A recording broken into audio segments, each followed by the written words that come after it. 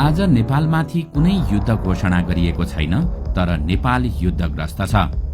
राजधानीमा tank देखिँदैन, आकाशमा लडाकु विमान घुमिरहेका छैनन्, तर राष्ट्रको सबैभन्दा संवेदनशील भाग नागरिकको मस्तिष्क दिनदिनै कब्जा हुँदैछ। यो कब्जा बन्दुकले होइन, स्क्रिनले गरिएको हो, जहाँ गोली होइन एल्गोरिदमहरू चलिरहेका छन्। यहाँ विचारहरू छनौट गरिँदैछ, तथ्यहरू ओझेल पारिएका छन् र झुटलाई सत्यको भेषमा अगाडि सारिँदैछ। यो युद्ध यति खतरनाक छ कि भविष्यमा हामीले पराजित भएको समेत थाहा पाउने छैनौं। आज नेपाल बाहिरबाट हेर्दा स्वतन्त्र देखिएला, तर हामी भित्रै कब्जा भइसकेका छौं।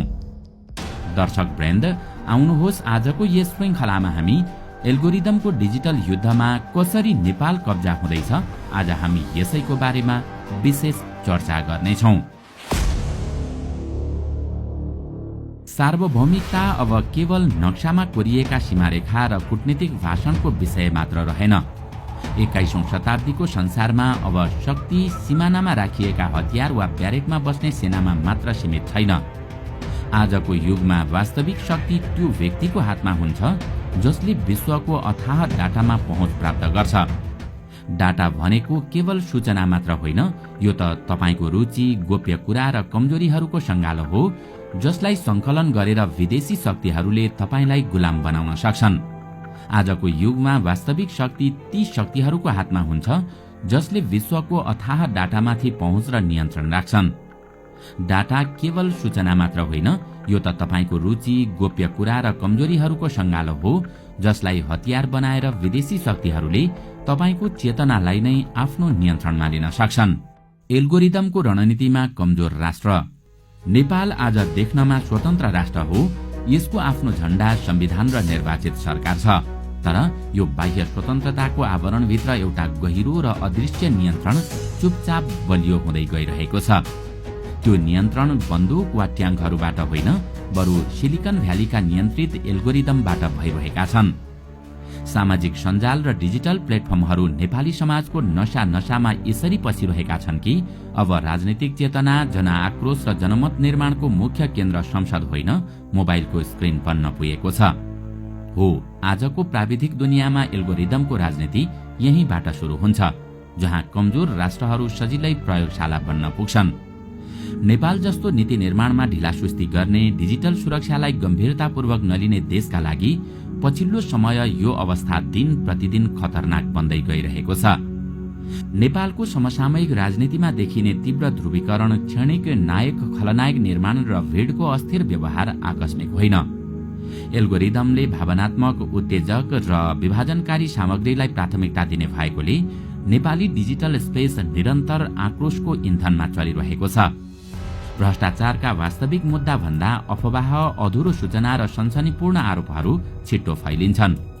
केही घण्टामै एउटा व्यक्ति राष्ट्रघाती र अर्को उद्धारकर्ता घोषित हुन्छ। राज्यका संस्थाहरूले अनुसन्धान गर्न नपाउँदै डिजिटल अदालतले फैसला सुनाइसकेको हुन्छ। यो अवस्था कमजोर राष्ट्रको सबैभन्दा ठूलो कमजोरी हो, जहाँ विवेकभन्दा भावनाले शासन गर्छ र नीतिभन्दा ट्रेन्डले दिशा लिन्छ। वर्तमान अवस्थामा नयाँ शक्तिको उदय यसैको प्रत्यक्ष प्रमाण हो। जब कुनै आन्दोलन, पात्र वा विचार सामाजिक सञ्जालमा अचानक विस्फोट हुन्छ, त्यसको पछाडि स्वाभाविक जनभावना मात्र होइन, एल्गोरिदमको रणनीतिक धक्का पनि हुन्छ। कमजोर राष्ट्रमा राज्यले सूचना प्रवाह नियन्त्रण गर्न सक्दैन। डिजिटल साक्षरता न्यून हुन्छ र नागरिक सजिलै भावनात्मक बहावमा बग्छन्। यही कमजोरीलाई विदेशी टेक कर्पोरेसन, बाह्य राजनीतिक शक्ति र आईटी सेलहरूले प्रयोग गर्छन्, जसको नतिजा अब राजनीतिक बहस राष्ट्रिय आवश्यकता भन्दा बाह्य स्वार्थ अनुसार मोडिन पुग्छ। नेपाल आज भौगोलिक रूपमा कब्जा गरिएको छैन, तर मानसिक रूपमा पूरै बाँधिएको छ। युवाहरू आक्रोशित छन्, तर त्यो आक्रोशको दिशा स्पष्ट छैन। उनीहरू परिवर्तन चाहन्छन्, तर परिवर्तनको खाका एल्गोरिदमले कोरिदिएको छ। राज्य मौन छ, कानून कमजोर छन् र नीति निर्माताहरू अझै पनि डिजिटल संसारलाई केवल सोशल मिडियाको रूपमा बुझिरहेका छन्।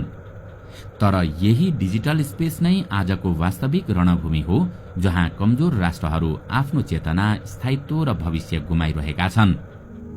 नेपालमा नयाँ शक्तिको उदयलाई हामीले प्राय राजनीतिक पुनर्जागरणको उत्सवकै रूपमा मनाइरहेका छौं। पुराना दलप्रतिको वितृष्णाबाट जन्मिएको यो लहरलाई जनचेतनाको विस्फोट मानिएको छ। तर अब यहाँ प्रश्न उठ्छ, के यो विस्फोट स्वतस्फूर्त थियो अथवा कोहीबाट नियन्त्रित? एल्गोरिदमले जन्माएका नयाँ शक्ति, बालेन शाहको अप्रत्याशित उदय होस् वा राष्ट्रिय स्वतन्त्र पार्टीको चमत्कारी विस्तार, यी सबै घटनाको साझा सूत्र वैचारिक आन्दोलन भन्दा ज्यादा डिजिटल एल्गोरिदमको शक्तिशाली धक्का नै हो, जसलाई हामीले जनताको शक्ति ठानिरहेका छौं। त्यो त एक डेटा ड्रिभन मुभमेन्ट हो, किनकि यसको स्रोत न सिंहदरबार हो न त मतदाताको दीर्घ राजनीतिक चेतना। यसको पछाडि आम जनताको असन्तुष्टि र परिवर्तनको भावना भए पनि त्यो भावनालाई कुन समयमा कसको विरुद्धमा र कुन दिशामा मोड्ने भन्ने काम चाहिँ यिनै अदृश्य एल्गोरिदमहरूले गरिरहेका छन्। नेपालको डिजिटल राजनीतिक यथार्थमा के देखिन्छ भने कुन विचार ट्रेन्ड बन्ने, कुन पात्र हिरो वा भिलेन हुने भन्ने निर्णय नेपाली संस्थाहरूले गर्दैनन्। फेसबुकको फिड, टिकटकको फर यू पेज र युट्युबको सिफारिस प्रणाली कुनै तटस्थ माध्यम होइनन्, ती त नाफा, प्रभाव र रणनीतिले चल्ने शक्तिशाली मेसिन हुन्। जब नेपाली नागरिक कुनै पात्रप्रति अचानक आकर्षित वा आक्रोशित हुन्छ, त्यो भावनाको निर्माण प्रक्रियामा उसको विवेक भन्दा एल्गोरिदमको गणित हावी हुन्छ। यो यति खतरनाक हुन्छ कि यसले लोकतन्त्रलाई कमजोर बनाउँदै मतदानको अभ्यास भन्दा अघि मतदाताको सोच्ने चरणमै नियन्त्रण गर्छ। नयाँ शक्तिहरूले आफूलाई डिजिटल डेमोक्रेसीको उपज ठान्नु उनीहरूको सबैभन्दा ठूलो भ्रम हुन सक्छ। वास्तविकता के हो भने उनीहरूको यो आकाशिएको लोकप्रियता केवल स्वदेशी चेतनाको उपज मात्र होइन, बरु यो विदेशी टेक कर्पोरेसनहरूको इन्गेजमेन्ट पोलिसी र एल्गोरिदमको गणितीय खेलको नतिजा पनि हो। सामाजिक सञ्जालका यी कम्पनीहरूको मुख्य उद्देश्य भनेकै प्रयोगकर्तालाई बढी भन्दा बढी समय स्क्रिनमा टाँसिराख्नु हो। यसका लागि उनीहरूले यस्तो सामग्रीलाई प्राथमिकता दिन्छन् जसले मानिसमा उत्तेजना, आक्रोश र भावनात्मक तरङ्ग पैदा गर्छ। जब कुनै नयाँ पात्रले उस्तै उत्तेजना पैदा गर्छ, विदेशी प्लेटफर्मका एल्गोरिदमले उसलाई स्वतः हजारौं गुणा विस्तार गरिदिन्छन्। यसमा नयाँ नेताको व्यक्तिगत क्षमता भन्दा पनि ती प्लेटफर्महरूको भिजिबिलिटी एल्गोरिदम निर्णायक बन्न पुग्छ। आज जुन पात्रलाई एल्गोरिदमको कन्टेन्ट रिकमेन्डेसन नीतिले नायक बनाइरहेको छ, भोलि त्यही प्लेटफर्मको नीति परिवर्तन हुँदा ऊ हराउन पनि बेर लाग्दैन। यस प्रक्रियामा नेपाली मतदाताको सार्वभौम विवेक भन्दा पनि सिलिकन भ्यालीका कर्पोरेट मेसिनहरू बढी निर्णायक हुने खतरा रहन्छ। अब यस्तो अवस्थामा प्रश्न उठ्छ कि हामीले आफ्नै बुद्धिले नेता छानिरहेका छौं अथवा विदेशी सर्भरले हाम्रो दिमागमा जबरजस्ती फिट गरिदिएको प्रायोजित रोजाइको शिकार भइरहेका छौं। मस्तिष्क माथिको अदृश्य कब्जा। एल्गोरिदमको राजनीति सत्ता परिवर्तनको खेलमा मात्र सीमित हुँदैन, यसको वास्तविक लक्ष्य नागरिकको मस्तिष्क हो। जब राज्यको नियन्त्रण कमजोर हुन्छ, त्यही खाली ठाउँमा डिजिटल प्लेटफर्मका एल्गोरिदमहरू पस्छन् र नागरिकको सोच, भावना र प्रतिक्रिया क्रमशः पुनः प्रोग्राम गर्न थाल्छन्। यो कुनै आकस्मिक प्रक्रिया होइन, बरु योजनाबद्ध मनोवैज्ञानिक संरचना हो जहाँ मानिसलाई स्वतन्त्र देखाइन्छ तर उसको चेतना विस्तारै सीमित गरिन्छ। यही अवस्थालाई डिजिटल उपनिवेशवादको सबैभन्दा खतरनाक रूप मान्नुपर्छ, किनकि यहाँ बन्दुक देखिँदैन तर प्रभाव स्थायी हुन्छ। सोशल मिडियाका एल्गोरिदमहरू प्रयोगकर्तालाई आराम दिन बनाइएका होइनन्, तिनीहरू त प्रयोगकर्तालाई लामो समय बाँधेर राख्न डिजाइन गरिएका हुन्छन्। त्यसका लागि मानिसको डर, क्रोध, ईर्ष्या र असन्तुष्टिलाई प्राथमिक इन्धन बनाइन्छ। एल्गोरिदमले प्रयोगकर्तालाई उसको रुचि अनुसारको कन्टेन्ट देखाउँछ, तर क्रमशः उसलाई एउटा साँघुरो मानसिक कोठामा बन्द गरिदिन्छ जहाँ फरक विचारले प्रवेश नै गर्न पाउँदैन। यही इको चेम्बरभित्र मानिसले आफ्नो विचारलाई सत्य र अरू सबैको विचारलाई गलत ठान्न थाल्छ। आलोचनात्मक सोच मर्छ, जिज्ञासा हराउँछ र भावनात्मक प्रतिक्रिया नै व्यवहारको आधार बन्छ। नेपालमा यसको सबैभन्दा गहिरो असर जेनजी पुस्तामा देखिएको छ। इन्स्टाग्राम, टिकटक र युट्युबमा देखिने चम्किलो जीवनशैली, कृत्रिम सफलता र नक्कली खुसीले युवाहरूलाई निरन्तर तुलना गर्न बाध्य बनाइरहेको छ। अरूको फिल्टर गरिएको जीवनलाई वास्तविक ठानेर आफ्नो यथार्थसँग दाँच्दा युवाहरूमा आत्मग्लानि, असन्तोष र निराशा बढ्दै गएको छ। यो केवल व्यक्तिगत मानसिक स्वास्थ्यको समस्या होइन, यो एक प्रकारको सामाजिक विस्फोटको तयारी हो। जब ठूलो संख्यामा युवाहरू आफू असफल भएको भ्रममा बाँच्न थाल्छन् तब उनीहरू सजिलै आक्रोशित भेडमा रूपान्तरण हुन्छन्। राजनीतिक रूपमा यही आक्रोश सबैभन्दा खतरनाक कच्चा पदार्थ हो। एल्गोरिदमहरूले शान्त, तथ्यपरक र सन्तुलित सामग्रीलाई होइन, उत्तेजक, आरोपपूर्ण र ध्रुवीकरण गर्ने कन्टेन्टलाई माथि तान्छन्, किनकि आक्रोशले क्लिक बढाउँछ, शेयर बढाउँछ र नाफा बढाउँछ। नेपालका पछिल्ला आन्दोलन र विरोध प्रदर्शनमा देखिने अतिवादी भाषा, अफवाह र भिडको मानसिकता यही एल्गोरिदम प्राथमिकताको परिणाम हो। भिडमा पुगेपछि व्यक्ति रहँदैन, ऊ भावनाले चल्ने उपकरण बन्न पुग्छ। यस्तो भिडलाई सही दिशामा होइन, जुनसुकै दिशामा पनि हाँक्न सकिन्छ। सबैभन्दा डरलाग्दो सत्य के हो भने धेरै नेपाली युवाहरूलाई आफू नियन्त्रणमा परेको अनुभूति नै हुँदैन। उनीहरूलाई लाग्छ म आफ्नै इच्छाले स्क्रोल गर्दैछु, तर वास्तवमा उनीहरूलाई डिजिटल डोपामाइनको लत लगाइँदैछ। यो लतले धैर्य, सहनशीलता र संवादको संस्कृतिलाई नष्ट गरिरहेको छ। यदि यो प्रक्रिया समयमै नबुझिए नेपालमा एउटा यस्तो पुस्ता तयार हुनेछ जसको शरीर नेपालमा हुनेछ, तर सोच्ने तरिका, प्रतिक्रिया र निर्णय क्षमता विदेशी सर्भरमा लेखिएको कोडले तय गर्नेछ।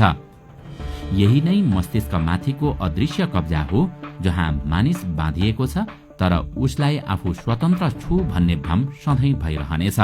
प्रोक्सी वारको भर्चुअल रणनीति। नेपालको राजनीति अब केवल काठमाडौँका सडक र सिंहदरबारका कोठाहरूमा मात्र सीमित छैन, यो त अब विदेशी सर्भरहरूमा चल्ने एल्गोरिदमको एउटा अदृश्य खेल बनिसकेको छ। एल्गोरिदमको यो राजनीति नेपालका लागि अझ बढी चिन्ताजनक र भयानक हुनुको मुख्य कारण यी प्रणालीहरू विदेशी कम्पनीहरूले आफ्नै रणनीतिक स्वार्थ अनुकूल डिजाइन गरेका छन्, जसले हाम्रो देशको राजनीतिक विमर्श र नागरिकको सोचलाई पूर्णतः नियन्त्रण गरिरहेका छन्। जब हामी फेसबुकको वालमा कुनै नेताको आलोचना देख्छौं वा टिकटकमा कुनै आन्दोलनको रापिलो भिडियो भेट्छौं, हामीलाई लाग्छ कि यो त जनताको स्वतन्त्र आवाज हो, तर वास्तवमा त्यो आवाजलाई तपाईसम्म पुर्याउने र तपाईको आक्रोशलाई मोड्युलेट गर्ने निर्णय शक्तिशाली टेक कम्पनीहरूको हातमा हुन्छन्। यसले गर्दा नेपालमा हुने प्रोटेस्टहरू, चुनावी अभियानहरू र आम नागरिकको राय अब हाम्रो आफ्नै विवेकमा होइन, बरु कसैको कोड र स्वार्थमा निर्भर हुन पुगेको छ। नेपालको भूराजनीतिक संवेदनशीलताका कारण यो डिजिटल कोलोनाइजेसन झन जटिल र विस्फोटक मोडमा छ। उदाहरणका लागि हालैका जेन्जी युवाहरूको नेतृत्वमा भएका आन्दोलनहरूमा एल्गोरिदमले सरकार विरोधी कन्टेन्टहरूलाई यसरी बुस्ट दियो कि त्यसले क्षणभरमै सत्ता पल्टाउन सक्ने मनोवैज्ञानिक स्थिति सिर्जना गरिदियो। यहाँ बुझ्नुपर्ने कठोर प्राविधिक सत्य के हो भने धेरैजसो ग्लोबल प्लेटफर्महरूले नेपालको कन्टेन्टलाई मोडरेट गर्ने वा हेर्ने जिम्मा सिलिकन भ्याली र बेजिङमा मात्र होइन, छिमेकी देश भारतमा रहेका कार्यालयहरूलाई दिएका छन्। यसको सीधा अर्थ हो नेपालमा कुन सन्देश भाइरल हुने र कुन विचारलाई दमन गर्ने भन्ने कुरामा अब अमेरिका र चीनले मात्र होइन, भारतले पनि निर्णय गर्न सक्छ। जब नागरिकहरूका मस्तिष्क यिनै आइटी सेलहरूको नियन्त्रणमा हुन्छ भने उनीहरूले जुनसुकै बेला कुनै खास भाष्य निर्माण गर्न सक्छन् र त्यसको सीधा असर नेपाली युवाहरू अन्जानमै विदेशी एजेन्डाको भर्चुअल प्रोक्सी बन्न पुग्छन्।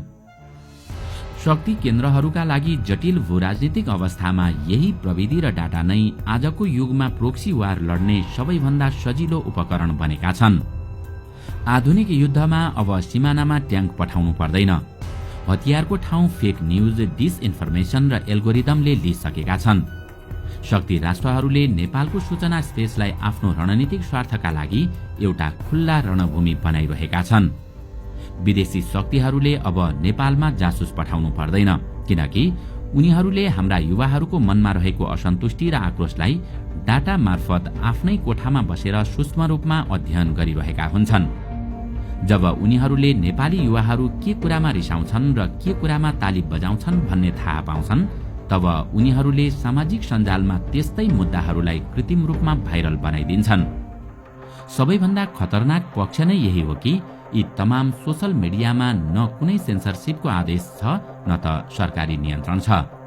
यहाँ विचारहरू क्रमशः फिल्टर हुन्छन्, राष्ट्रिय प्रश्नहरू ओझेल पर्छन् र उत्तेजक भाष्यहरू अगाडि तानिन्छन्। आज यिनै इन्भिजिबल ह्यान्डहरूले तयार गरिरहेका छन् कि नेपाली नागरिकले आज कसको प्रशंसा गर्ने र कसको खेदो खन्ने, अनि कसलाई शक्तिमा पुर्याउने र कसलाई सत्ताबाट हटाउने। यो प्रोक्सी वारको सबैभन्दा डरलाग्दो पक्ष भनेको नागरिकमा सिर्जना गरिने भ्रम र अविश्वास हो।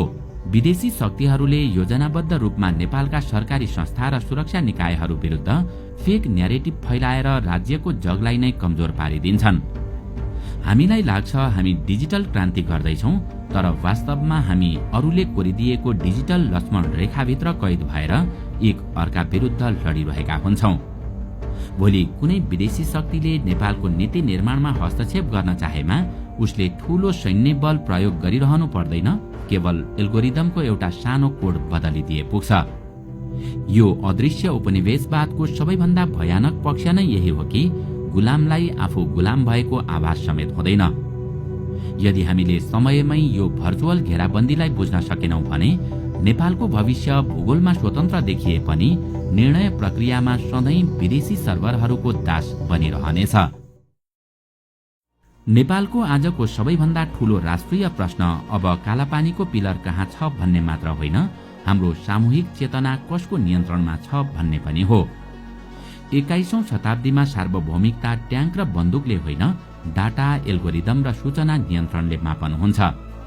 यदि हाम्रो सोच्ने तरिका, आक्रोश व्यक्त गर्ने शैली र नेता रोज्ने विवेक विदेशी सर्भरमा लेखिएको कोडले तय गर्छ भने झण्डा आफ्नै भए पनि राज्यको आत्मा अरूकै हातमा हुन्छ।